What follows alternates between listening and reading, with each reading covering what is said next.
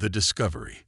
The pale light of Kepler 186's third moon cast long shadows across the excavation site as Dr. Zora Patel brushed away centuries of cosmic dust from what appeared to be an ordinary rock formation. But she knew better. After 15 years of studying alien artifacts, she had developed an instinct for the extraordinary hiding in plain sight. "Director Singh, you need to see this," she called out, her voice steady despite the excitement building in her chest. The crystalline structure beneath her brush was beginning to pulse with a faint violet glow, something definitely not natural to this region of space. Director Raj Singh made his way across the crater, his environmental suit's servos whirring with each careful step. "What have you found, Dr. Patel?" His voice crackled through the comm system.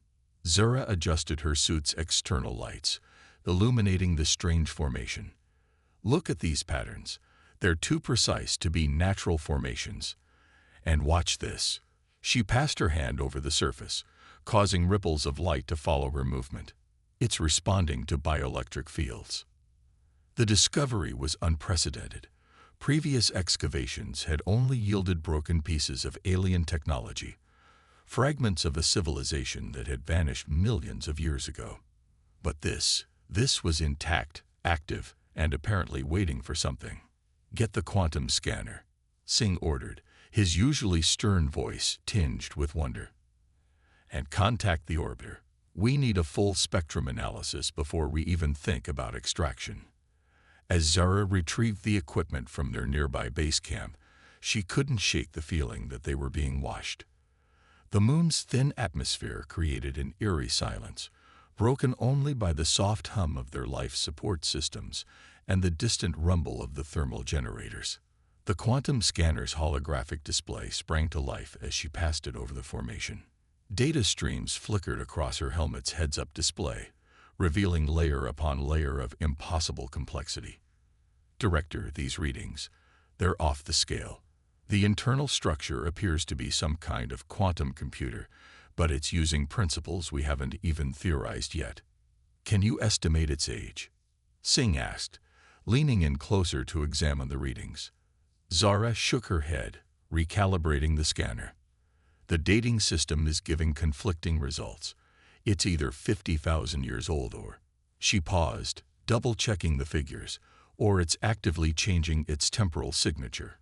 "Impossible," Singh muttered, but they both knew that word had lost much of its meaning since humanity had first ventured beyond their solar system. As they continued their analysis, the violet glow intensified, spreading through previously invisible lines in the rock like circuits coming to life. Zara's hand trembled slightly as she realized what they might be dealing with. Not just an artifact, but a doorway to understanding the most advanced civilization ever discovered. The team worked through the moon's long night, setting up containment fields and monitoring equipment. Nobody wanted to leave, despite the growing fatigue. They had all heard stories of discoveries vanishing overnight, of alien technologies that simply ceased to exist once left unattended. It was during the second shift that everything changed. Zara was updating her research logs when the artifact emitted a pulse of energy that temporarily disabled their equipment. When the systems came back online, the structure had transformed, revealing the smooth, obelisk-like shape rising from the ground. "Everyone, maintain distance," Singh commanded, but Zara was already moving closer, her scientific curiosity overriding caution. The obelisk's surface had become transparent, revealing intricate machinery within, all pulsing with the same violet energy. "Dr. Patel, I'm ordering you to step back." Singh's voice was sharp with concern. But Zara had noticed something extraordinary. "Director, look at these symbols. They're changing, adapting. I think it's trying to communicate." The patterns flowing across the obelisk's surface were gradually morphing into recognizable forms, mathematical equations, atomic structures, and finally, Earth languages. The message that appeared was simple but profound. "Seekers found. Initiation sequence beginning."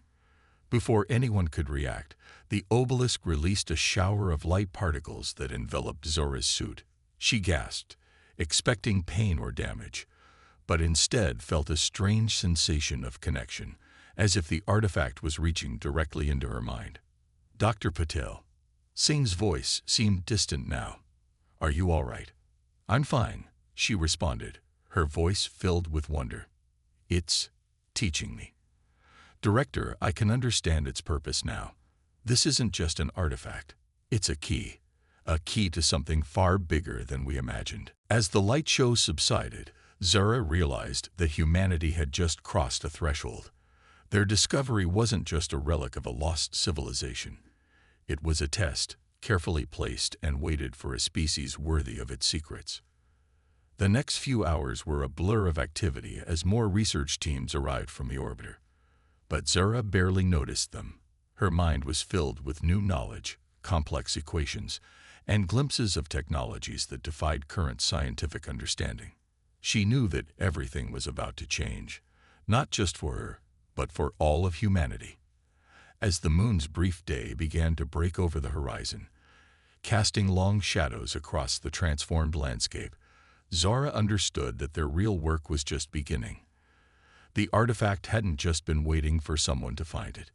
It had been waiting for the right moment, the right species, the right individual to unlock its potential. And somehow, on this distant moon, humanity had finally passed its first real test among the stars. The Awakening. Commander Marcus Bishop stood before the towering holographic display aboard the research vessel Horizon, watching as streams of violet energy pulsed through the reconstructed image of the obelisk. 3 days had passed since Dr. Patel's initial contact with the artifact, and each hour brought new revelations that challenged everything they thought they knew about alien technology. "Neural interface analysis complete," announced a melodic voice that seemed to come from everywhere and nowhere at once. "The artifact's communication protocols are unlike anything in our databases." Bishop turned to face the shimmering form that materialized beside him. The ship's AI, designated Nexus, had chosen to represent itself as a pattern of shifting geometric shapes rather than a humanoid form. "What can you tell me about Dr. Patel's condition?"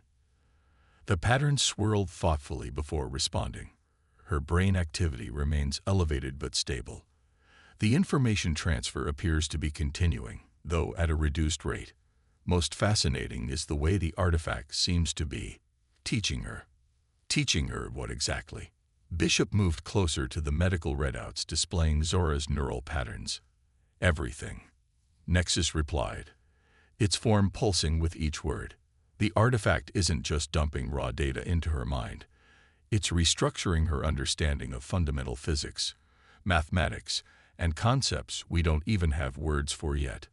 Bishop frowned, his weathered face reflecting concern. In 20 years of deep space exploration, he'd seen too many miraculous discoveries turn deadly. "And you're certain there's no sign of neural degradation?" "None," Nexus confirmed. "In fact, her neural plasticity has increased by 300%. She's learning and adapting at an unprecedented rate." As if on cue, Dr. Patel's voice came through the ship's comm system. "Commander, you need to see this. The artifact. It's showing me something about its creators." Bishop exchanged a glance with Nexus before heading to the containment lab. When he arrived, he found Zora standing before a holographic projection that seemed to defy the laws of physics, its edges bleeding into dimensions that shouldn't exist. "Look at this," she said without turning, her voice filled with wonder. They called themselves the Architects. They weren't just an advanced civilization. They were the first civilization in our galaxy. The hologram shifted, showing impossible cities that seemed to be built from light and thought itself. They seeded the galaxy with these artifacts, waiting for species that could understand them, use them responsibly. "And they chose us?" Bishop asked, skepticism evident in his tone. "Not exactly," Zora replied, finally turning to face him. Her eyes held an otherworldly gleam that made Bishop uncomfortable. "We chose ourselves by how we approached the artifact. Our methods, our curiosity, our restraint, all of it was part of the test." Nexus materialized in the lab, its geometric patterns more complex than usual. Dr. Patel, I'm detecting unusual quantum fluctuations in the artifact's core. It appears to be evolving. The obelisk's violet glow intensified, and new patterns began emerging on its surface. Zara stepped closer, despite Bishop's instinctive move to stop her. It's not just evolving, she said softly. It's awakening. The real test is about to begin. Dr. Patel, Bishop's voice carried the weight of command. I need you to step back and explain exactly what's happening. What test?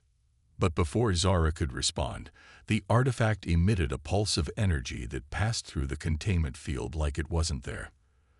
The pulse washed over everyone in the room, and suddenly Bishop found his mind filled with images and concepts that seemed to bypass his normal senses. Nexus's form flickered rapidly.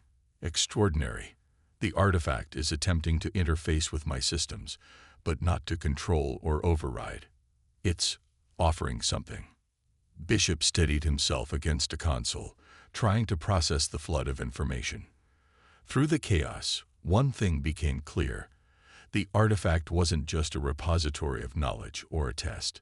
It was a key to understanding the fundamental nature of reality itself.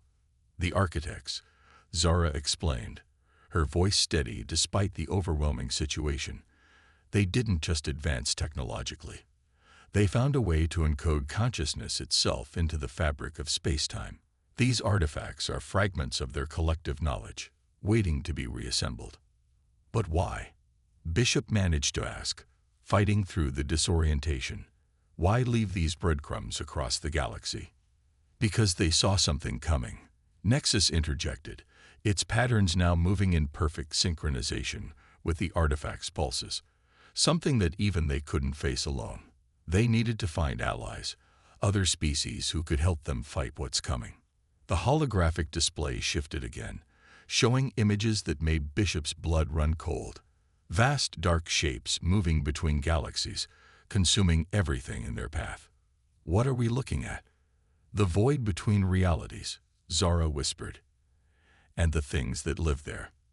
The architects found them, tried to stop them, but realized they needed help. So they scattered these keys across the universe, waiting for species with the right combination of intelligence and wisdom to find them. Bishop watched as the artifact's glow stabilized, its purpose now clear. They weren't just making first contact with an ancient alien civilization. They were being recruited for a war that had been raging since the beginning of time itself. Commander, Nexus's voice carried an unusual note of urgency. We're detecting similar energy signatures from other sectors of space. More artifacts are awakening. Whatever's coming, it's coming soon. In that moment, Bishop realized that everything, their discovery, their evolution as a species, even their journey to the stars, had been leading to this. Humanity wasn't just reaching for the stars anymore. They were about to become part of something far greater than themselves. And as the artifact continued its transformation, Bishop couldn't help but wonder if they were ready for what came next. The challenge. Finn O'Reilly's hands moved across the holographic interface with practiced precision, his fingers dancing through streams of data that would have been incomprehensible just days ago. The engineering bay of the horizon had been transformed into a makeshift research center, filled with equipment jury-rigged to interface with the alien technology. The power fluctuations are getting worse, he announced, watching as energy readings from the artifact spiked dangerously. Whatever it's trying to do, it's drawing more power than our containment fields can handle. Dr. Zara Patel nodded, her eyes never leaving the complex equations floating in the air before her. The knowledge the artifact had shared with her was vast, but understanding it was like trying to drink from a fire hose. We need to stabilize the quantum matrix before attempting any further interactions. Easier said than done, Finn muttered, pushing back his shock of red hair. These energy signatures don't follow any laws of physics I've ever studied. He paused, glancing at Zara. Though I suppose that's the point, isn't it? The artifact pulsed again, sending ripples through the containment field. Warning alarms blared briefly before Finn managed to adjust the power distribution. The entire ship groaned under the strain. The architects, Zara began, her voice distant as she processed new information. They didn't just master quantum mechanics. They transcended it. They found ways to write new laws of physics, to bend reality itself. She turned to face Finn, her eyes glowing faintly with the same violet energy that emanated from the artifact. And now they're teaching us how to do the same. Finn suppressed a shiver. He'd known Zora for years, had worked with her on dozens of excavations, but the woman standing before him now seemed almost alien herself. Yeah, well, let's hope they left an instruction manual, because right now we're barely keeping this thing contained. Nexus materialized between them, its geometric form more complex than ever. I believe I've identified the source of the power fluctuations. The artifact isn't just transmitting information. It's attempting to establish a quantum entanglement network with other artifacts across the galaxy. A network. Finn frowned, studying the new data streams. You mean there are more of these things out there, all waking up at once? Precisely, Nexus confirmed.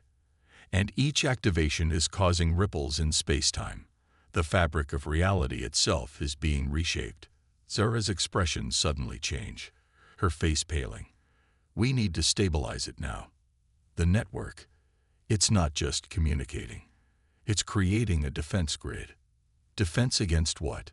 Finn asked, though he wasn't sure he wanted to know the answer. Before Zora could respond, the artifact emitted a pulse of energy, unlike anything they'd seen before. The containment field shattered. And for a moment, reality itself seemed to bend. Through the distortion, Finn caught a glimpse of something. Vast, dark shapes moving through the void between stars. They're coming, Zora whispered, her voice filled with dread. The Devourers. The things that hunted the architects. They've sensed the network activating. Finn's hands flew across the controls, trying to reestablish containment. How long do we have? Hours, maybe days, Zora replied. The artifact is trying to prepare us, but we're running out of time. We need to complete the initialization sequence before they arrive. And how exactly do we do that?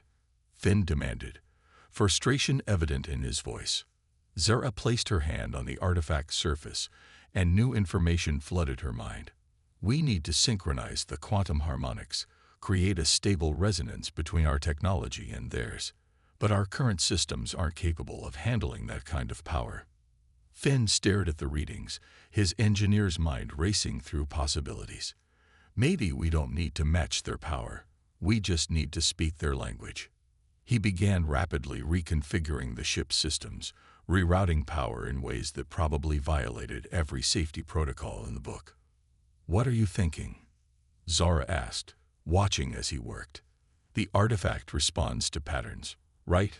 Mathematical harmonies. Finn's fingers flew across multiple interfaces at once. So instead of trying to brute force it, we create a feedback loop. Use their own energy to amplify our signal. Nexus's form flickered with interest. A quantum resonance cascade. Risky, but theoretically possible. Theoretically being the key word, Finn muttered. One mistake, and we could tear a hole in space-time. Given what's coming, Zora said grimly, that might be preferable. They worked frantically, Finn's practical engineering expertise combining with Zora's newfound knowledge and Nexus's processing power. The artifact's energy began to synchronize with their modifications, the violet glow stabilizing into a steady pulse. It's working, Finn announced, though he kept his excitement in check. They'd had too many false hopes over the past few days. But this time was different. The artifact's surface began to shift, revealing new layers of complexity. Symbols and equations appeared, not just displaying information but offering direct interface points for their technology. The network is stabilizing, Nexus reported. Quantum entanglement achieved with 17 other artifacts across the galaxy. Zora's eyes widened as new information poured into her mind. This is it, the architect's legacy. Not just their knowledge, but their power, their ability to reshape reality itself. Great, Finn said, monitoring the power levels. Now all we have to do is learn how to use it before those things arrive and The ship's emergency alarms cut him off. Commander Bishop's voice came through the comm system, tense but controlled. Dr. Patel, O'Reilly, we're detecting massive gravitational anomalies at the edge of the system. Multiple objects, moving faster than should be possible. Zara and Finn exchanged looks. The challenge had just become a race against time, and the finish line was approaching faster than anyone had expected. The choice. The bridge of the horizon was eerily quiet despite the chaos unfolding on the holographic displays. Commander Bishop watched as dark shapes tore through space, leaving trails of distorted reality in their wake. The Devourers, as Dr. Patel had called them, were unlike anything humanity had ever encountered. Time to intercept, Bishop asked, his voice steady despite the gravity of the situation. 37 minutes, Nexus responded, its geometric form pulsing with urgency. Their rate of approach defies conventional physics. They're not just moving through space, they're bending it. Zara stood before the artifact, its violet glow now synchronized with the ship's systems thanks to Finn's modifications. The knowledge in her mind was finally crystallizing into understanding, but what she saw filled her with equal parts wonder and terror. The architects didn't just fight these things, she announced, turning to face the others. They found a way to rewrite the fundamental laws of reality to keep them out, but it required sacrifice. Finn looked up from his engineering station, his face pale.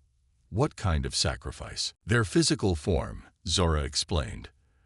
The architects didn't die out or disappear. They transcended, converted their entire civilization into living energy, becoming one with the fabric of space-time itself. These artifacts aren't just tools. They're gateways to that transformation. You're saying we need to do the same? Bishop asked, his expression grave. Give up our physical existence? Not exactly, Zora replied. The architects designed these artifacts to offer a choice. We can either accept their power and follow their path of transcendence, or we can use the artifacts to fight the Devourers as we are, maintaining our physical form but with access to their technology. The bridge fell silent as the implications sank in. Either choice would irreversibly change humanity's path forward. 25 minutes to intercept, Nexus announced quietly. Finn stepped away from his console, running a hand through his disheveled hair. Even with the artifact's power, can we really fight those things? Look at them. They're tearing apart space itself. On the display, another dark shape emerged from the void, larger than the others.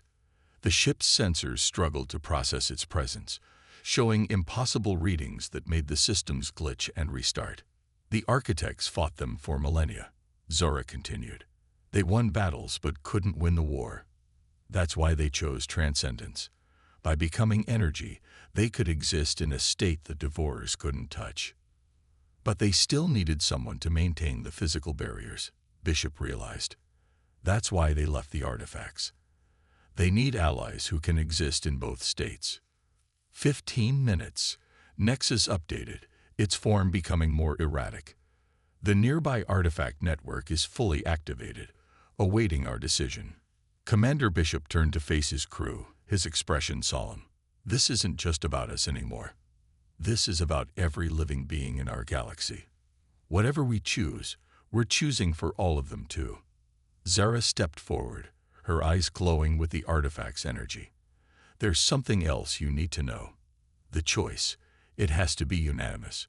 The artifacts require complete harmony of purpose. If we're divided, neither option will work. The tension on the bridge became palpable. Unity among humans had always been a challenge, and now the fate of everything depended on it. 10 minutes to intercept. Finn moved to stand beside Zora, studying the artifact's pulsing light. What happens if we choose transcendence? Do we just stop existing as we are? We become something more, Zora explained. Our consciousness would expand beyond physical limitations. We'd join the architects in their eternal vigil against the void. And if we choose to fight, Bishop asked, we gain access to their technology, their understanding of reality. We remain human but become capable of things we can barely imagine. Either way, there's no going back. 5 minutes. The dark shapes were clearly visible now, even without sensors.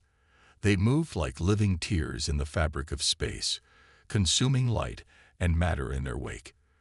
The largest of them was now close enough to see its true form, a writhing mass of impossible geometries that hurt the eyes to look at. "We need to decide," Zara urged. "The artifacts can't maintain the defensive network much longer without a clear purpose." Commander Bishop looked at each member of his bridge crew, seeing the fear and determination in their eyes. Then he did something unprecedented. He opened the ship's comm to every crew member, every scientist, every person aboard. "You've all seen what we're facing," he began. "You know what's at stake. We have 2 paths before us, and we must choose as one. Not just for ourselves, but for every living being in this galaxy. The choice must be unanimous. The choice must be now." 2 minutes to intercept. The artifact's glow intensified, responding to the tension in the room. Through their neural link, Zara could feel the other artifacts across the galaxy pulsing in sync, waiting for humanity's decision. In that moment, as the void between realities gaped open before them and ancient powers hummed through their ship, humanity faced its greatest test, not of strength or intelligence, but of unity. The choice it would make would echo through eternity. The legacy. The transformation began with a single pulse of violet light that rippled across the galaxy. One moment, the crew of the Horizon stood facing extinction, and the next, they had become something unprecedented in human history, neither fully transcendent like the architects, nor purely physical beings. They had chosen a third path.